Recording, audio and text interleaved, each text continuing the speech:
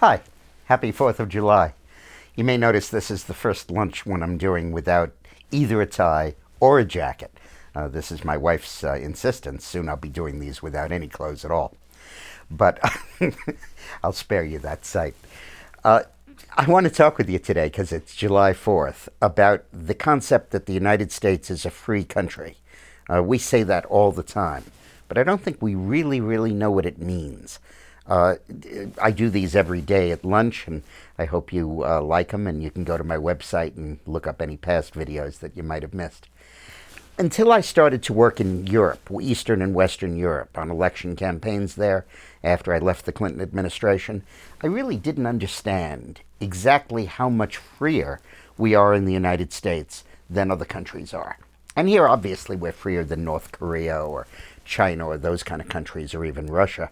But I'm not talking about authoritarian regimes. I'm saying we're freer than Britain and France, and we're freer than the new democracies of Eastern Europe. And it's very important to understand the differences between our freedom and their concept of freedom, and to understand the gulf between them. Take Britain, for example. In the United States, we vote in elections every 2 years.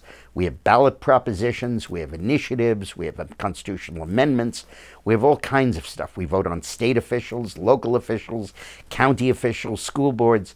In Britain, they basically cast one vote every 5 years, and that's for the House of Commons. And that government controls everything. There are no separate executive and legislative branches. It's all one parliamentary system. And there are libel laws in Britain that apply to politicians.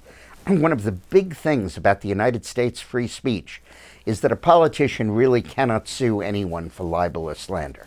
That's because the burden of proof is that you have to prove not only that the person said something about you that was untrue, but that they knew it was untrue and had a malicious disregard for the truth. They so wanted to get you that they put it out there even though they knew it was a lie. An almost impossible standard to prove. So anybody who defames me, I'm a public figure. By doing this video, I'm a public figure. I can't sue them. Now, if I defame them and they're a private citizen, as most people are, they can sue me, and all they have to prove is that it's untrue and that it damaged them. So that's a double standard, which is very important and doesn't exist in Britain. So newspapers in Britain routinely pull their punches. They won't say exactly what they think. They won't say exactly what their views are, because they're worried about getting sued by libel from the leadership of the government or from other politicians or industrial figures. In France, the level of press censorship is so egregious that you are not permitted to criticize the President of the Republic personally. Jacques Chirac, when he was mayor of Paris, took bribes from everybody he could find.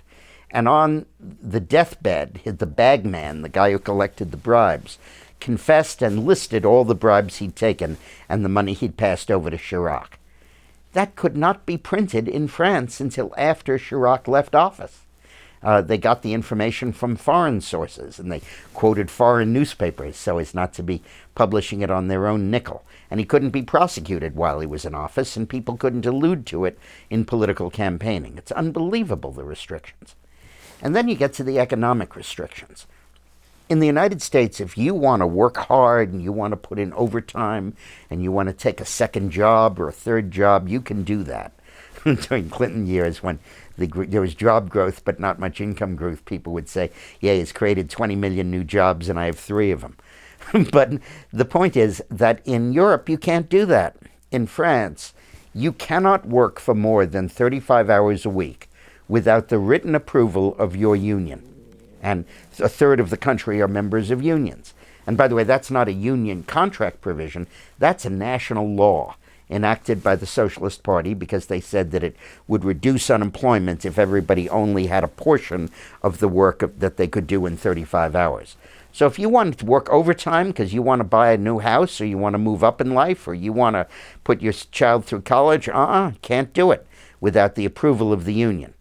If you're a shopkeeper in France and you want a competitive edge on the other shopkeepers, and you want to really make it, and you want to discount the clothing and the stuff you sell significantly so that you can get more customers and undercut the others and move up, happens every hour in America, that's illegal. You are not permitted to discount more than 10% off the manufacturer's suggested price, except for 2 weeks a year, which are kind of bargain hunting weeks. So that the whole concept of individual initiative and entrepreneurship that is so important in the United States really is lacking in Western Europe. You can set up a company in the United States just by wanting to. In Western Europe, in France, for example, you need to have a bank account of about $100,000. You need 5 or 6 references. You need approval from the government. And these are all designed to perpetuate the class system that has never really been extinguished in Europe. That you're born into a class, you stay in that class. And in the past, it was justified by the aristocracy saying we have to preserve the privileges of birth. Now it's justified by the socialists saying we need to make sure everybody gets their piece and nobody gets too much. And the result is a massive constriction of personal liberty. In Eastern Europe, the situation is even worse. There are basically 2 political parties in these post-communist democracies: working people and unemployed. The working people are those who have jobs. The others are pensioners, students, unemployed, people that dropped out of the labor force. When the governments were freed from communism, one of the first things the post-communist rulers, who tended to be the communists just under a new name, did was to lower the retirement age to 50. Why? Because they wanted everybody to retire, go on pensions, and be politically controllable. And those 2 parties have about 50-50 each in the system, and that's what their elections are about. And then you get to the issue of theft and corruption. You know, we think of theft the way Blagojevich did in Illinois, a paper bag full of $20 bills or something, or a campaign contribution. Not in these countries. In Latin America and in Eastern Europe and in Africa, you are talking about not democracies or autocracies, but kleptocracies. Kleptomania, stealing. Their governments devoted to theft. And the purpose of the government is to steal as much money as they can. I did a campaign in Kenya for a guy who's a reform candidate who got elected prime minister, and we uncovered a contract where the government had let a contract for several $1 billion, like 3 or 4% of the Kenyan economy, to a fictitious company and to build a fictitious road and fictitious bridges, and the only purpose of the contract was to kick back payoffs to the president and to the various members of his administration. In Eastern Europe, they went through this whole thing of privatizing government-owned industries. What they did was they got all their cronies from the old Communist Party, and they had them apply, and they gave them the factory. And they literally created a whole class of instant millionaires from the former apparatchiks of the Communist Party, and in return for God knows what kickbacks. So between kleptocracy and restrictions on freedom of speech and restrictions on entrepreneurial initiative and the domination of the political system by tax consumers, not taxpayers, you really are talking about incredible constraints on freedom that we largely don't face in the United States.